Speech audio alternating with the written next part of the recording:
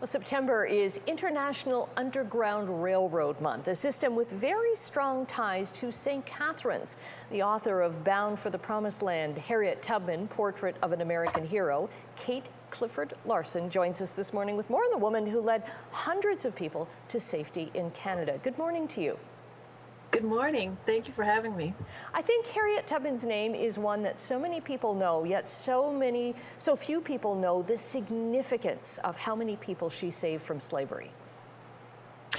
That's true. I mean, she was a remarkable human being that risked her life every day to rescue her family and friends from Maryland and bring them north to freedom.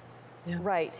And many found that freedom north in St. Catharines. So tell me about why St. Catharines, why that area? So St. Catharines was very close to the U.S. border, and it was a welcoming city for people fleeing slavery. After the Fugitive Slave Act was passed in 1850, it wasn't safe for, freedom seekers to live in the North. So they moved to Canada where they were safe. And St. Catharines had a small Black community. There were jobs that could be had. And so it was easy to get there from, crossing the Niagara River and going on to St. Catharines. Right. Did she actually ever come to St. Catharines herself?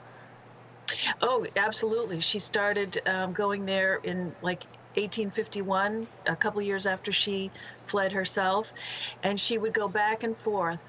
She brought away about 70 family and friends and gave instructions to another 70 more, and the great majority of those followed her all the way to St. Catharines and settled in that area. Wow. Now, did your research take you to St. Catharines as well, and did you find areas that are still existing now that, are historical value? Absolutely. The Salem BME Church, Salem Chapel, right there on North Street is a historic church. Tubman lived across the street from that church, attended that church. Many of the freedom seekers she brought away attended that church, and it still exists today as a historic site, and they still conduct services there. Wow. So it's a precious gem right there in St. Catharines. Right. Now, in the area, in the surrounding areas as well, are there other, is there other evidence of the route that slaves came?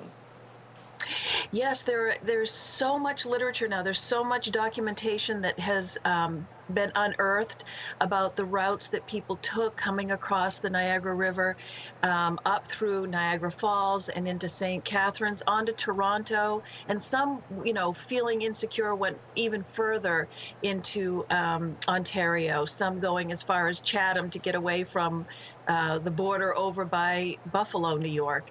So there we find evidence of there were like 40 or 50,000 freedom seekers that landed in Canada, escaping slavery in the United States, and slave catchers that were following them. Wow. So is there a website or someplace that we can go to find out more about the Underground Railroad? So the state of Maryland has a fantastic website that features the Underground Railroad byway and stories that are related to Harriet Tubman and freedom seekers in Maryland, and that goes through Delaware and into Pennsylvania. And all the, state of New York is developing programming. So start with the website of in Maryland, and then you can learn more, and that will take you on a path to bring you all the way to St. Catharines. Okay, for we'll have that International information Underground up. Railroad. Right, we'll have that information up on our website then, chch.com.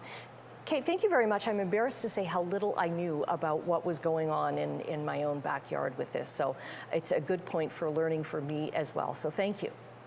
Thank you.